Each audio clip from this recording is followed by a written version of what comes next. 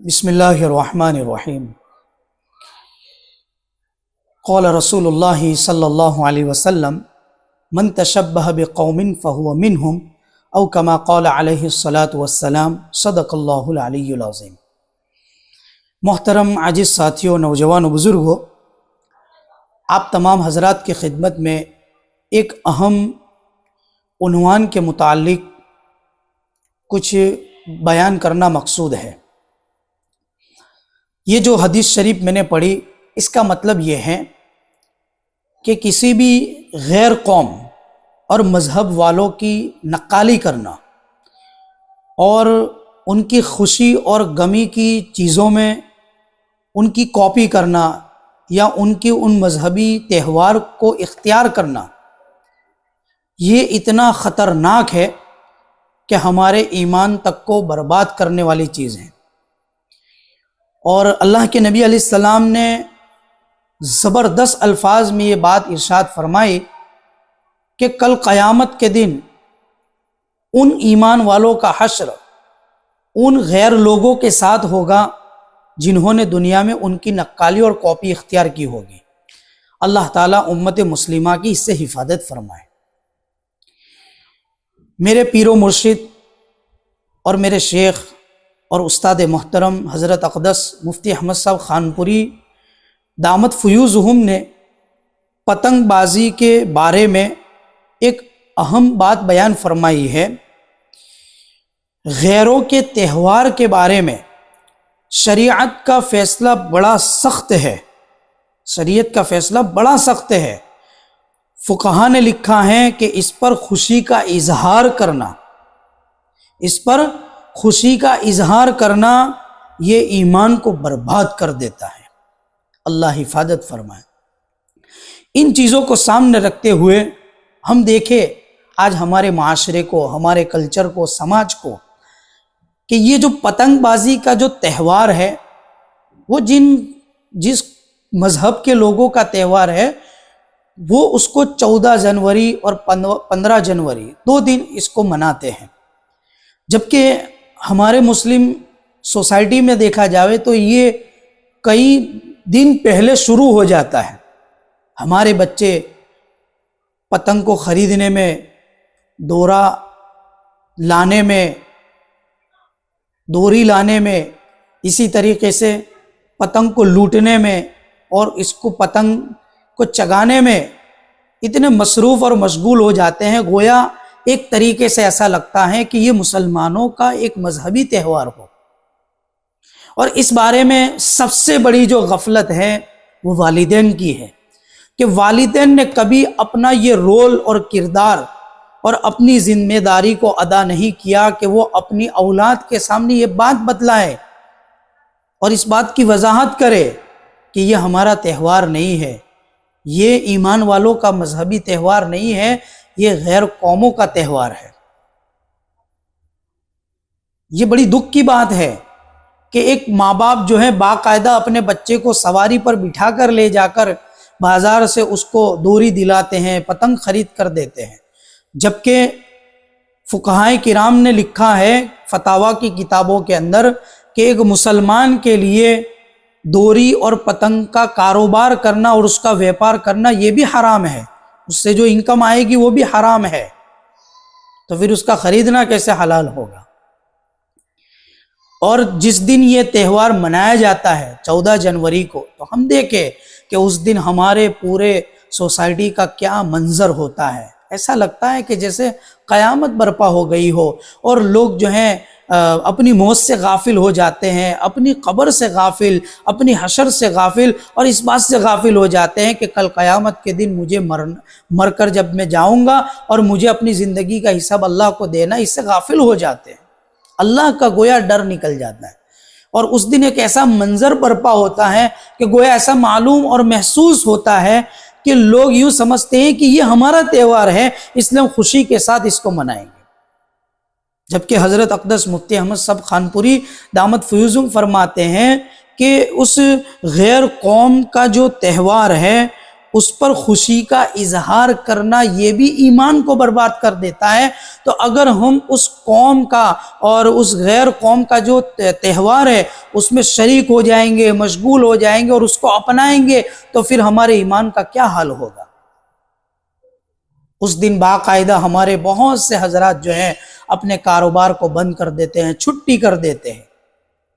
اور پھر پورا دن چھتوں کے اوپر گزارتے ہیں،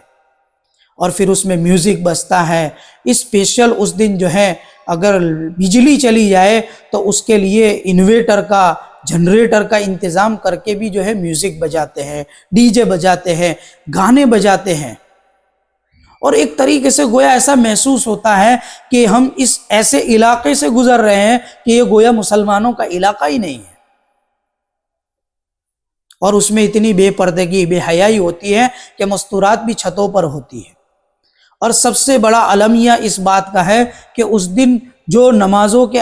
آئے دن جو روزانہ جو 5 وقت کے نمازی حضرات ہوتے ہیں اور مقتدی ہوتے ہیں، اس دن اس چیزوں میں اور ان بیہودہ اور لغویات میں مشغول ہونے کی وجہ سے ان کی بھی نمازیں قضا ہو جاتی ہے، یا پھر وہ اس دن کی نمازیں چھوڑ دیتے ہیں۔ ہونا تو یہ چاہیے کہ ہم اس دن ایسی جنبش چلائیں اور ایک ایسا پیغام پورے علاقے کے اندر اور پوری بستی کے اندر یعنی پھیلائے اور اشاعت کرے کہ ہم کس طرح ہم خود بھی اس تہوار میں شریک ہونے سے اپنے آپ کو بچائے اور پوری سوسائٹی کے تمام لوگوں کو اس سے بچائے۔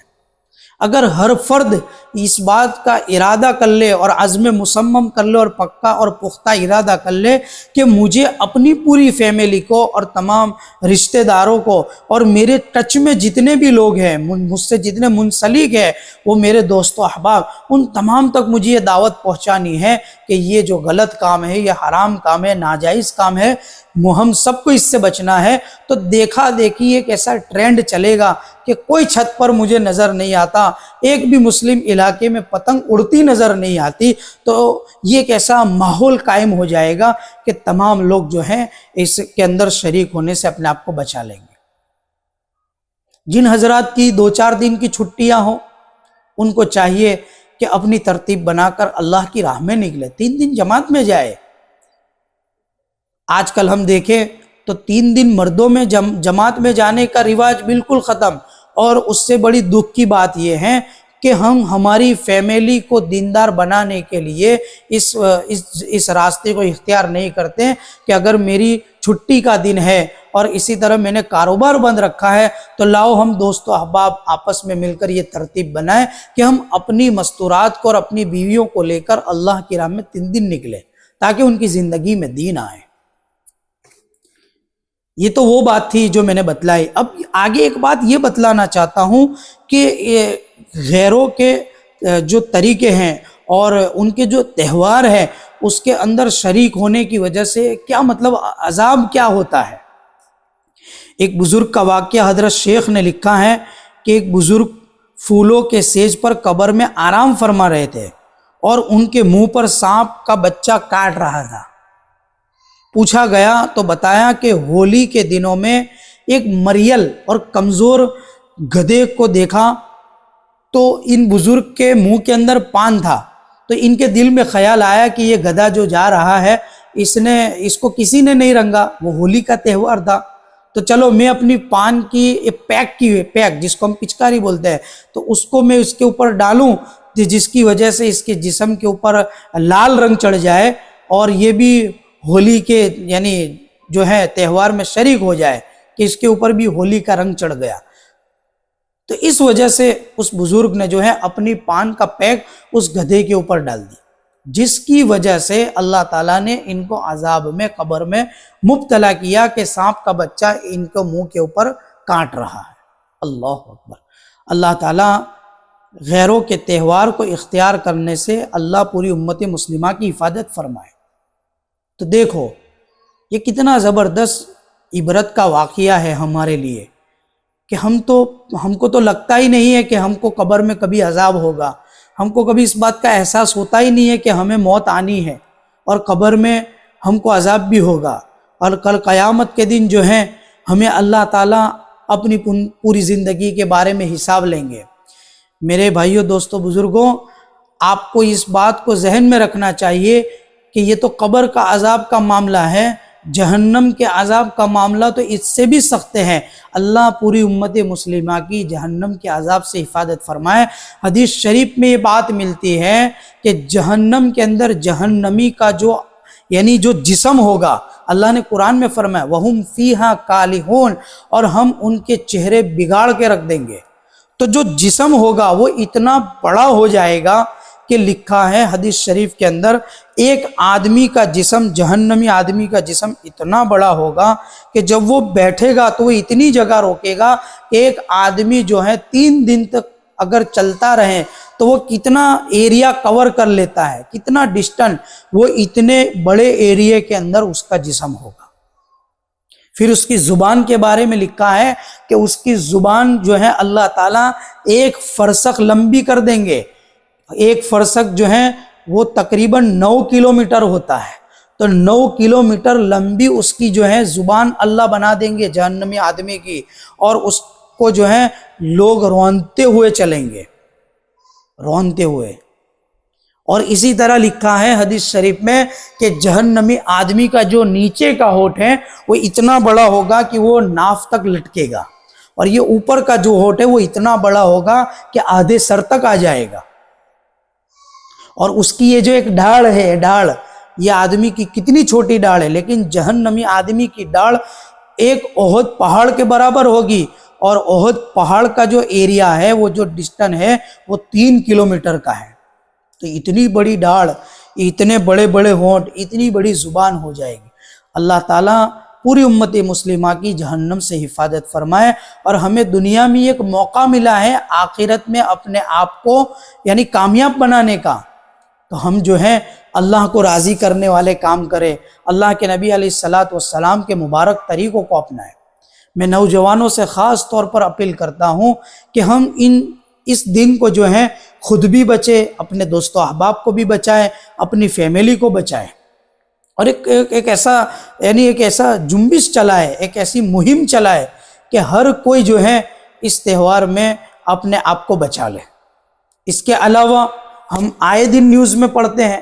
ابھی بھی ایک نیوز آئی چند دنوں پہلے کہ گودرا کے اندر جو ہے ریلوے کی پھاٹک کے اوپر ایک بچہ پتنگ لوٹنے کے لیے جا رہا تھا، اور ٹرین کے نیچے آ کر وہ پورا اس کا جسم ختم ہو گیا۔ اسی طریقے سے ایک اور شہر کی نیوز پڑھی، اس میں اس بات کا پتہ چلا کہ ایک آدمی سواری لے کر جا رہا تھا، وہ ڈوری گلے پر لگی اور وہیں کے وہیں اس کا انتقال ہو گیا۔ تو انسان اس رسی سے محفوظ نہیں، پرندے محفوظ نہیں، اور چھتوں کے اوپر سے گر کر مرنے کے واقعات ہمارے سامنے ہیں۔ ان تمام چیزوں کو سامنے رکھتے ہوئے ہم اسلام کی خوبصورتی کو سامنے رکھیں اور اللہ کا شکر ادا کریں کہ اللہ نے ہمیں ایمان کی بڑی اونچی دولت دی ہے۔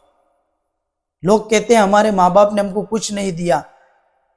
اس سے بڑھ کر آپ کو تحفہ اور اس سے بڑھ کر نعمت آپ کو کیا چاہیے کہ آپ کے ماں باپ کے توسط اور ان کے وسیلے سے اللہ نے آپ کو ایمان کی بہت اونچی دولت سے سرفراز فرمایا۔ اس لیے 14 جنوری کے موقع کے اوپر پتنگ بازی سے خود بھی بچیں، اپنی اولادوں کو بھی بچائیں، اور اسی طریقے سے چھتوں کے اوپر مستورات بھی نہ چڑھیں، بے پردگی کا ایک ماحول جو قائم ہوتا ہے اس سے اپنے آپ کو بچائیں، اور جو ہے اپنے گھروں کی چھتوں کے اوپر ڈی جے رکھنا، میوزک بجانا، اس سے بھی بچے۔